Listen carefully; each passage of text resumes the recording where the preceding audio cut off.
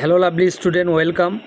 তো আমরা দেখতেছিলাম মহাভারতের পার্ট 1-এর ভিতরে আমরা দেখাচ্ছিলাম রাজনীতি, বাংলাদেশ এবং তার কিছু প্রেক্ষাপট এবং বিদেশি রাজনীতি এবং রাজনীতির কিছু অশুভ দিক, যেগুলো আমরা করলাম আজকের পার্টের ভিতরে দেখাবো, যেটা সত্যযুগ, ত্রেতা যুগ, দাপর যুগ, কলিযুগ।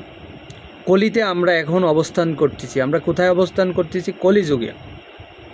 কলিযুগের অবস্থানটা এমন যে চারিদিকে হত্যা হতেই থাকবে, রাহাজানি, ছিনতাই, খুন খারাপি, ধর্ষণ ব্যাপক আকারে থাকবে।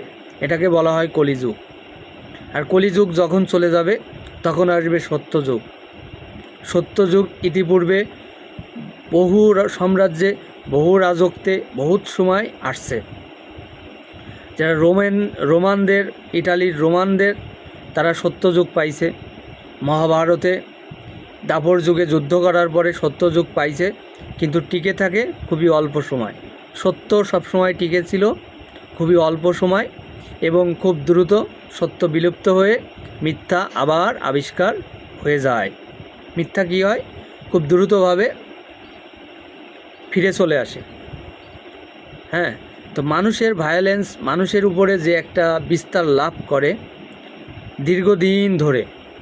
মহাভারতে দেখানো হচ্ছে যে একজন জ্ঞানী ছিল, কিন্তু সে ছিল এতিম এবং সে ছিল কর্ণ, যাকে আরেক নাম হিসেবে মহাভারতে আখ্যায়িত করা হয়, সে ছিল দানশীল। শ্রীকৃষ্ণ বলতেছে যে যদি তোমার কোনো দানশীলকে মনে পড়ে যে তার সর্বোত্তক বিলিয়ে দেবে, সে হচ্ছিল কর্ণ।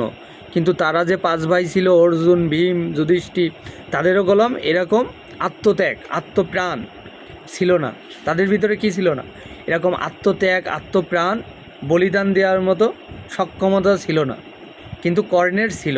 কিন্তু কর্ণ যে দলটাকে বেছে নেয়, দলটা ছিল অত্যাচার, মানে অত্যাচার করতো মানুষের উপরে। ওই অত্যাচারিত দলের ভিতরে সে যোগদান করে, কিন্তু সে সঠিক একজন সেনাপতি ছিল, সঠিক যোদ্ধা ছিল। পড়াশোনার দিক দিয়েও সব দিক থেকে সে কোথায় থেকে শিখছে? সে জঙ্গল থেকে পড়াশোনা শিখছে। মানুষ সাধারণত পণ্ডিত, সেই সময়ের যুগে পাঠশালা, পণ্ডিতরাই শিক্ষা দান করত, সেখান থেকে কলম শিক্ষা অর্জন করছে।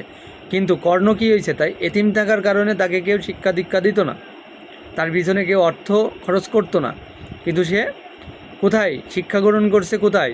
জঙ্গলে তাকে শিক্ষা দেওয়া হয়েছে।